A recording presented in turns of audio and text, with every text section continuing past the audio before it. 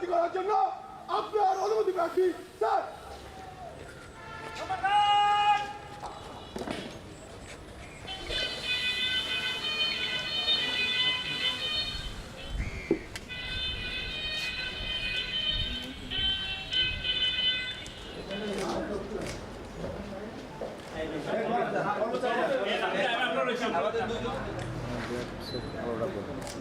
পাঁচই আগস্টের পরে আমি যখন বলেছিলাম যে একটা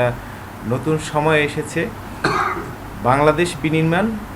একই সাথে পটুয়াখালী বিজ্ঞান ও প্রযুক্তি বিশ্ববিদ্যালয়কে বিশ্বমানের বিশ্ববিদ্যালয় হিসেবে রূপান্তর করার জন্য একটি হাই চান্স, হাই টাইম। কিন্তু আপনারা জানেন যে তখন যে কোনো কারণেই হোক ভাইস চ্যান্সেলর নিয়োগে বাহির থেকে ভাইস চ্যান্সেলর এসেছেন এবং আমরা যেভাবে চেয়েছিলাম আমাদের এক্সপেকটেশন অনুযায়ী বিশ্ববিদ্যালয় সেই অবস্থায় পৌঁছতে পারেনি এবং যে কারণে ভাইস চ্যান্সেলররা সম্পূর্ণ তাদের যে মেয়াদ সেই মেয়াদ পূর্ণ না করেই তাদের চলে যেতে হয়েছে। তো আমার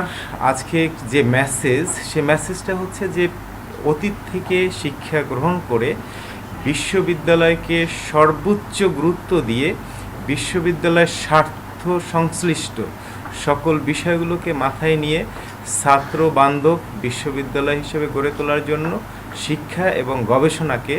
অধিক গুরুত্ব দিয়ে এই বিশ্ববিদ্যালয়কে, পটুয়াখালীর মাটিতে অবস্থিত পটুয়াখালী বিজ্ঞান ও প্রযুক্তি বিশ্ববিদ্যালয়কে, যেহেতু আমি এই পটুয়াখালীরই সন্তান, সে হিসেবে এটা আমার গুরু দায়িত্ব, আমার নৈতিক দায়িত্ব এই বিশ্ববিদ্যালয়কে বিশ্বমানের বিশ্ববিদ্যালয় হিসেবে রূপান্তর করা।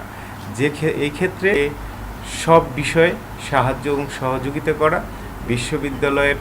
যে পজিটিভ যে দিকগুলো রয়েছে সেই দিকগুলোকে আপনাদের মাধ্যমে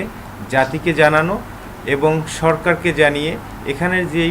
লিমিটেশনগুলো রয়েছে সেই লিমিটেশনগুলো যাতে আমরা সরকারের মাধ্যমে খুব সহজেই আমরা পেতে পারি, পেয়ে বিশ্ববিদ্যালয়টাকে আমরা শুধুমাত্র এই সয়েলের জন্য এটাকে না রেখে এটাকে অবারিত করতে চাই জাতীয়ভাবে এবং আন্তর্জাতিকভাবে। যেহেতু বিশ্ববিদ্যালয় শুধুমাত্র বাংলাদেশের সম্পদ না, এটা বিশ্বের সম্পদ। কাজেই এখান থেকে নতুন নতুন যে জ্ঞান সৃষ্টি হবে সেই জ্ঞানটা যাতে বিশ্ব ডেভেলপমেন্টের জন্য কাজে লাগে সেদিকে আমরা নজর রেখে বিশ্ববিদ্যালয়কে এগিয়ে নেওয়ার দৃঢ় প্রত্যয় ব্যক্ত করছি।